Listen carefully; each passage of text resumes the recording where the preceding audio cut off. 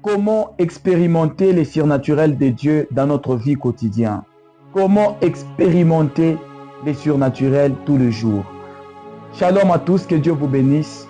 Aujourd'hui, je vais expliquer quelques principes qui vont nous permettre à vivre les surnaturels chaque minute, chaque seconde, chaque heure dans notre vie. Vivre les surnaturels dans le travail, vivre les surnaturels dans le couple, vivre les surnaturels dans tes études, vivre les surnaturels dans ton ministère. Homme de Dieu, servante de Dieu, il n'y a plus le rassemblement de plusieurs personnes dans un lieu sans qu'il n'y ait plus les surnaturels. En toute chose, derrière tout événement, il faut qu'il y ait seulement les surnaturels. Alors, maintenant, je vais commencer à expliquer comment d'abord naître surnaturellement. Comment naître dans les surnaturels. Parce qu'on ne peut pas commencer à t'expliquer le monde surnaturel si tu n'es pas né surnaturellement. Je suis dans le livre de Jean chapitre 3, le verset 3. Jésus en face de Nicodème, il est en train de lui dire que en vérité, je te dis, si tu n'es pas né de nouveau, ce qui veut dire il faut naître de nouveau, il faut naître de l'esprit. Ça, c'est la première clé que nous devons faire. La première des choses que nous devons faire pour naître dans les surnaturels, c'est accepter Jésus comme Seigneur et Sauveur. L'accepter dans notre vie, l'accepter dans notre cœur. Lorsque tu nais surnaturellement, c'est par là que tu commences maintenant la marche surnaturelle. Gloire au Seigneur pour des personnes qui l'ont déjà fait. Gloire au Seigneur pour toutes les personnes qui ont déjà reçu Jésus comme Seigneur et Sauveur dans leur cœur. Mais pour toutes les personnes qui n'ont pas fait, à la fin de cette vidéo, on va faire une prière et vous allez recevoir Jésus-Christ comme votre Seigneur et Sauveur. Qu'est-ce qui se passe lorsqu'on est surnaturellement? La première des choses, lorsqu'on met au monde un enfant, l'enfant doit apprendre premièrement à parler. L'enfant doit apprendre à parler, à converser. Il doit commencer à parler. Il doit apprendre à marcher. Il doit apprendre des choses. Plus l'enfant est en train de grandir, plus il est en train d'accumuler quelques connaissances. Plus l'enfant est en train de grandir, plus il est en train de s'exercer à quelque chose.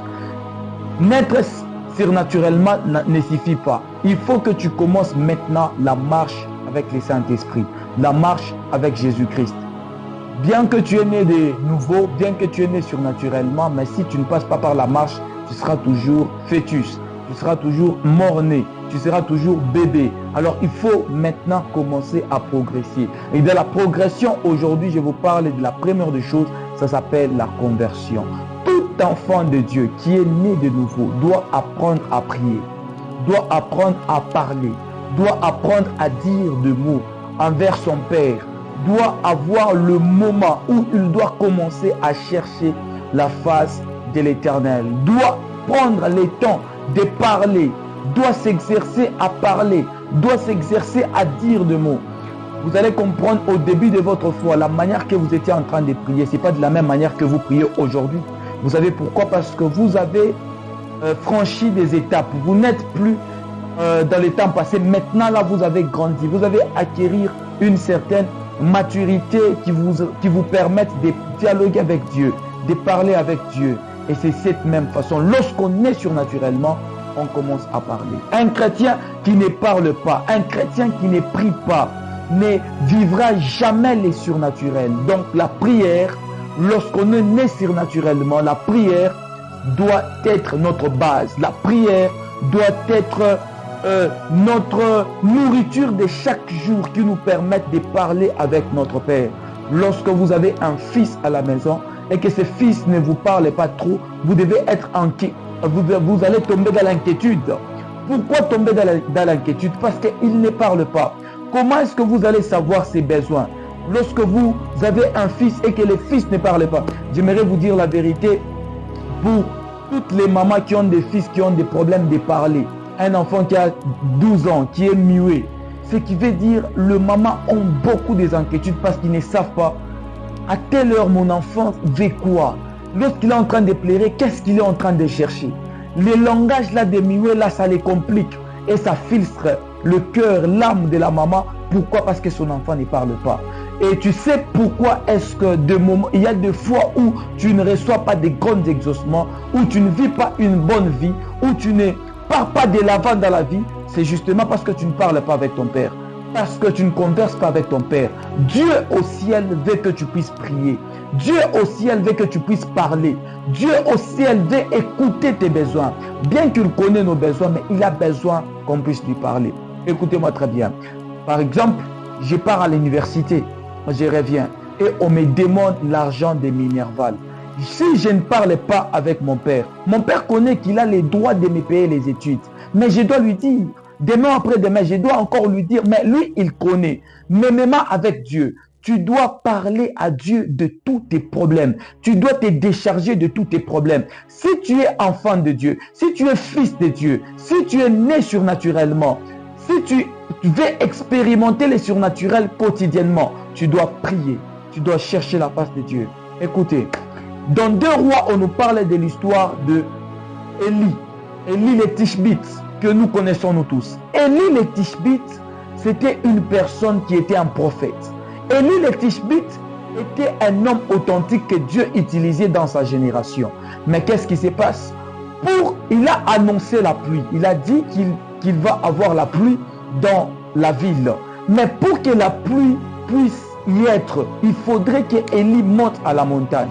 Et quand il est monté à la montagne, Élie a commencé à prier. Il a cherché la face de Dieu. Il a prié. Ils ont vérifié 7 fois si la nuée est devenue noire. Écoute-moi très bien. Tu peux avoir des promesses de l'Éternel, mais si tu n'as pas une vie de prière, ces promesses de l'Éternel ne peuvent pas être accomplies. Tu ne m'as pas saisi. Je dis, tu peux avoir des prophéties sur ta vie, mais si tu n'as pas une vie de prière forte, ces prophéties peuvent ne pas s'accomplir. Pourquoi? Parce que Dieu a besoin que tu puisses parler dans sa présence. Ça, c'est la première des clés. Tu dois prier. Tu dois chercher la face de Dieu. Une église dans laquelle les gens ne prient pas, c'est une église qui n'a pas la vie. La vie d'une église est dans les surnaturels et dans cette première clé, c'est la prière. C'est savoir parler avec Dieu. Écoutez, les disciples sont en train de demander à leur maître qui est Jésus. Ils sont en train de dire, maître, enseigne-nous à prier comme Jean-Baptiste le fait avec ses disciples. Qu'est-ce que les disciples ont vu de très avantageux dans la prière qu'ils ont eu à demander à Jésus de leur enseigner à prier? Pourquoi est-ce qu'ils n'ont pas demandé à Jésus, Seigneur, enseigne-nous à faire le miracle. Seigneur, enseigne-nous à donner des paroles de connaissance. Seigneur, enseigne-nous de comment prophétiser. Mais ils ont demandé à Jésus, Seigneur, enseigne-nous de prier. Parce que le plus grand secret d'un homme surnaturel, c'est la prière. Jésus partait chaque matin à la montagne pour chercher la face de Dieu. Et lorsqu'il descendait, la Bible dit, sa renommée se répandait partout. Partout, on pouvait parler de Christ. Pourquoi? Parce qu'il prenait le moment de chercher la face de Dieu. Il prenait le moment de prier. Et les disciples se sont rendus compte que si l'homme de Dieu ici manifeste le surnaturel, c'est à cause de sa vie de prière. Notre vie, avant de la vivre dans le public, on doit la vivre d'abord dans les secrets, dans la prière. Tu ne peux pas prétendre gagner tes journées si tu ne passes pas de moments dans la prière. Tu dois prier, tu dois chercher Dieu. Les musulmans prient 3 fois dans la journée. 3 fois. Le matin, à midi, le soir. Ils sont en train de prier. Et ce sont des personnes qui influencent, qui ont des grandes influences. Ils respectent la prière. Mais nous avons des chrétiens qui ne respectent pas les rendez-vous avec les seigneurs, les rendez-vous avec les Saint-Esprit, les rendez-vous avec les dieux des grâces. Si nous sommes en vie, c'est à cause de l'Éternel. Et nous devons les chercher. Et nous devons prier. Tu ne dois pas avoir une vie de paresse et de négligence au cas où tu ne sais pas comment prier. Il y a des cas qui ne peuvent se terminer que par la prière. Il y a des cas qui peuvent se décanter que par la prière. Prie le Seigneur. Tu dois chercher la face de Dieu. Ça, c'est la clé la plus majeure que nous devons aspirer. La prière. Écoutez, vous n'avez pas besoin de sentir la présence de Dieu pour prier. Vous n'avez pas besoin de sentir les sensations sur votre corps pour prier. Que vous ne les vouliez, que vous ne les vouliez pas, que vous sentiez la présence de Dieu, que vous ne sentez pas la présence de Dieu. Priez le Seigneur. D'ailleurs, l'une des choses qui prouve que Dieu est là, c'est lorsque vous ne les sentez pas. Oui. L'une des choses qui prouve que Dieu entend vos prières, c'est lorsque vous ne sentez rien sur vous. Priez le Seigneur, cherchez la face de Dieu. Priez le Dieu des armées.